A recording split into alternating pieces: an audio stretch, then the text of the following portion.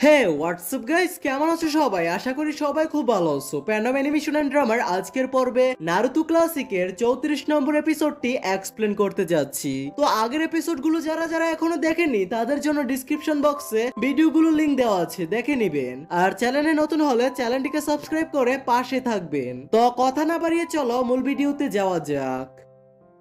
তো 34 নম্বর এপিসোডের শুরুতে আমরা দেখতে পাই আজ সার্ভাইভাল টেস্টের পঞ্চম দিন এবং শেষের দিন। সকালের ব্রেকফাস্টের জন্য নারুতো তার শ্যাডো ক্লোন জুৎসু ব্যবহার করে নদী থেকে মাছ ধরার চেষ্টা করে এবং সাসকেও মাছই ধরতেছিল। আর সাসকে তখন তার টেকনিক ব্যবহার করে 3টি মাছ ধরে ফেললি। আর সব সময়ের মতো এবারও সাসকের কাজ নারুটোর কাছে পছন্দ হয় না। আর এই মৃত্যুর জঙ্গলে আজ সবার শেষের দিন। তখন সাসকে বলতে থাকে আমাদের কাছে মাত্র 24 ঘন্টা বাকি আছে। তখন সাকুরা বলতে থাকে বলতে পারি না এখন পর্যন্ত কারা কারা এই টেস্ট পাস হয়ে গেছে আর কারা কারা বাকি রয়েছে। তখন নারুতো বলতে থাকে মাছগুলো রান্না হলে সবার আগে বড় মাছটা আমি খাবো। তখন সাকুরা বলতে থাকে আমাদের কাছে শুধু স্ক্রল অফ আর্থ আছে। আনকু সেনশি ঠিকই বলেছিল যে টেস্ট সম্পূর্ণ হওয়ার আগে অর্ধেক প্লেয়ার শেষ হয়ে যাবে। আর আমাদের কপাল যদি আরো খারাপ থাকে তাহলে আমাদেরকে আরো সমস্যার সম্মুখীন হতে হবে। আর আমরা এটা বলতে পারি না যে উরুচিমারু আমাদের স্কোরটা কেড়ে নিয়েছে। যেটা শুনে সাসকে বলে এই জন্য আমাদেরকে আগের থেকেও বেশি সতর্ক থাকতে হবে। এরপরে আমরা যে টিমটার সম্মুখীন হব হতে পারে ওরা আমাদের থেকে বেশি পাওয়ারফুল। আর এটা হবে আমাদের জন্য লাস্ট সুযোগ। তো আমি পানি আনতে যাচ্ছি।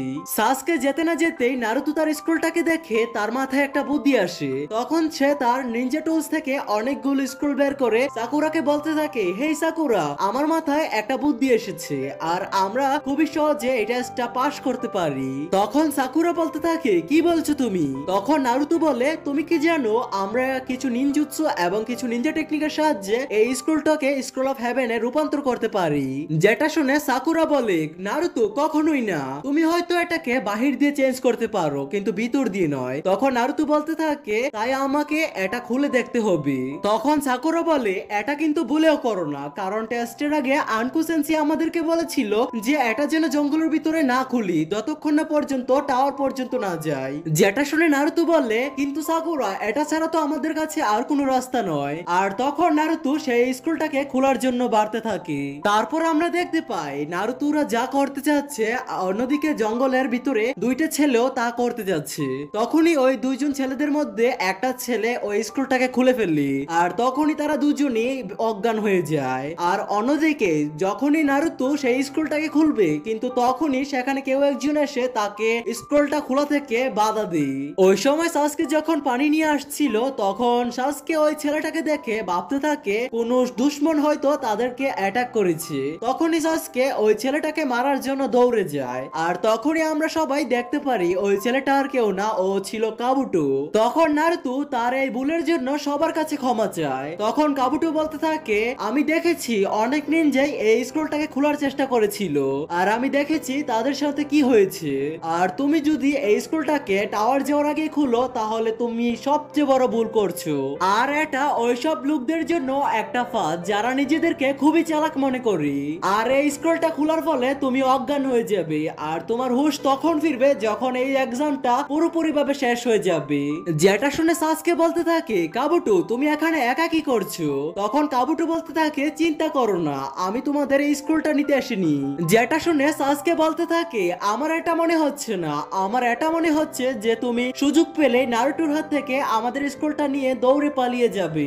যেটা শুনে কাবুটো বলতে থাকে একদমই না, আমার কাছে অলরেডি দুটো স্ক্রোলে আছে। আমার কপাল এটাই খারাপ যে আমি আমার টিমমেটদের থেকে আলাদা হয়ে গেছি আর আমি তো কোনো রকমে চাই টাওয়ার পর্যন্ত যেতে। তখন কাবুটো বলে আচ্ছা আমি যাচ্ছি। তখন সাসকেকে দেখে মনে হচ্ছে সে কাবুটোকে এত সহজে যেতে দিবে না, কারণ কাবুটোর কাছে অলরেডি দুইটা স্ক্রুলি আছে। তখন সাসকে বলে দাঁড়াও, আমি এত সহজে তোমাকে এখান থেকে যেতে দিচ্ছি না, কারণ তোমার কাছে আমাদের স্ক্রুলটাও আছে আর আমি ওই স্ক্রুলটার জন্য তোমার সাথে লড়াই করব। যেটা শুনে কাবুটো বলতে থাকে কি বলছো তুমি আমার সাথে লড়াই করবে? তখন সাসকে বলে মাফ করবে, এখন আমার কাছে ভালো হবার সময় নেই। তখন নারুতো বলতে থাকে কি বলছো তুমি, এইমাত্র ওই আমাদেরকে বাঁচিয়েছিল।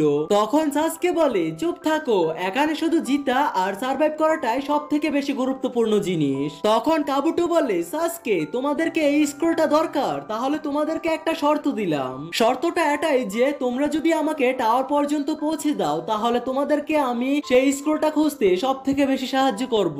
তো কাবুটো বলে, তাহলে তোমরা কি একমত? তখন সাসকে বলে, কি বললা তুমি? তখন কাবুটো আবার বলে, তাহলে সময় নষ্ট না করে তাড়াতাড়ি আমার সাথে আসো। তখন ওরা সবাই কাবুটোর পিছে যেতে শুরু করে। তারপর আমরা দেখতে পাই যে ওদের চারজনের উপর কে যেন একজন নজর রাখছে, আর ওই চারজন খুবই দ্রুত গতিতে যাচ্ছিল।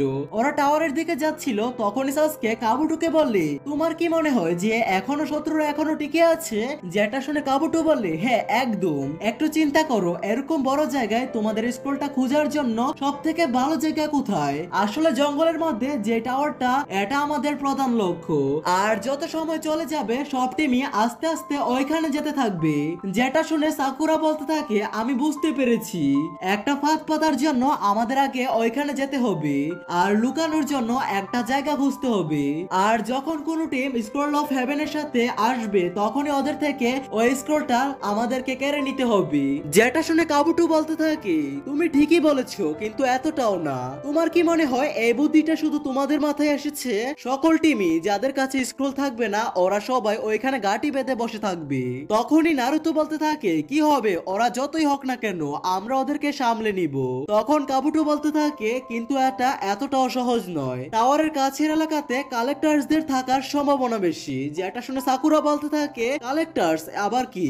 যেটা শুনে কাবুটো বলতে থাকে, কালেক্টরস হলো খুবই ভয়ঙ্কর নিনজার দল। ওদের কাজ এটাই যে কোন নিনজা টাওয়ারের কাছে আসবে ওদের থেকে ওই স্ক্রোলগুলো ছিনিয়ে নেওয়া। তখন সাসকে বলতে থাকে, কাবুটো আমি এখন বুঝতে পেরেছি তুমি আমাদের কেন নিয়ে এসেছো, কারণ তুমি একলা যেতে ভয় পাচ্ছিলে, তাই না? তখন কাবুটো বলে, হ্যাঁ তুমি ঠিকই বলেছো।